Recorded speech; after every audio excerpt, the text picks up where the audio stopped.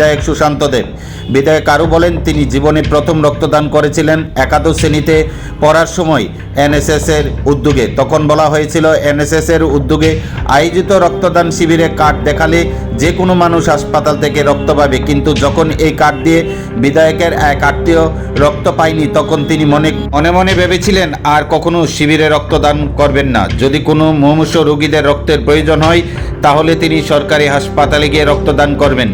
রক্তদান শিবির নিয়ে গিয়ে আগের এক বর্তমান মুখ্যমন্ত্রী সবাই সচেষ্ট সুস্থ সবল প্রতিটি মানুষকে রক্তদান করতে আহ্বান জানান কাকরাবন এলাকার বিধায়ক জিতেন মজুমদার।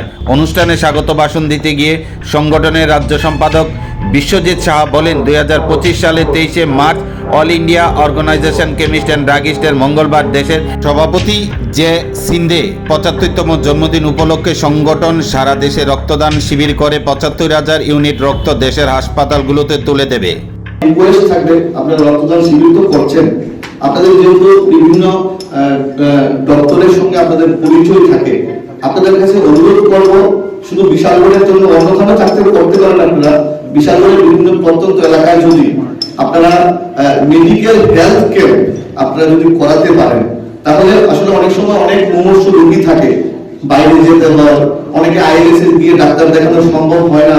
তো আমি আপনাদের কাছে যারা রাজ্যের খ্যাতনামা ডাক্তাররা আছে, বিভিন্ন স্পেশালিস্ট আছে, আপনারা যদি বিশালগড়ের প্রত্যন্ত এলাকায় 2-3টা যদি গ্রাম এলাকায় যদি ক্যাম্প করতে পারেন, তাহলে আমাদের রোগীরা কিন্তু অনেকাংশে উপকৃত হবে, সাধারণ মুমূর্ষু রোগীরা, গরিব মানুষরা উপকৃত হবে যদি এই দায়িত্বটুকু আপনারা নিতে পারেন।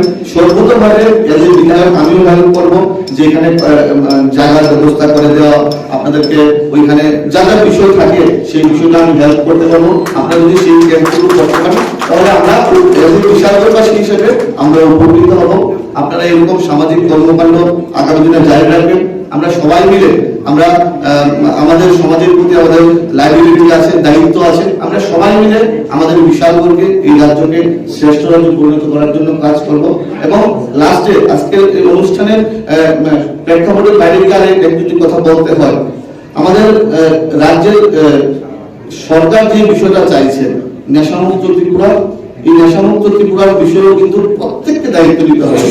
কারণ এখন যুব সমাজকে কিভাবে নেশার বিরুদ্ধে এনে যুব সমাজকে একটা সঠিক প্ল্যাটফর্ম দেওয়া যায়, সেই দায়িত্বটুকু কিন্তু প্রত্যেককে নিতে হবে, এবং বিজনেসম্যানদেরও নিতে হবে, এরকম যারা অর্গানাইজেশন আছে প্রত্যেককে নিতে হবে, আমরা যারা রাজনৈতিক ব্যক্তিত্ব আছি আমরাও নেব। আমরা যদি প্রত্যেকে মিলে দায়িত্ব নিই, আমাদের যে লক্ষ্য নেশামুক্ত ত্রিপুরা, নেশামুক্ত বিশালগড় আমরা কিন্তু করতে পারবো। আমি প্রত্যেকের কাছে অনুরোধ করবো, আমরা দায়িত্ব নিয়ে যদি এই কাজটুকু করতে পারি, আমরা আমাদের যে লক্ষ্য নেশামুক্ত ত্রিপুরা, সেই লক্ষ্যে আমরা পৌঁছাতে পারবো। আপনাদের সংগঠনের উত্তরোত্তর শ্রীবৃদ্ধি কামনা করে আমি আবারও আমাকে এই অনুষ্ঠানে আমন্ত্রণ করার জন্য আপনাদেরকে ধন্যবাদ।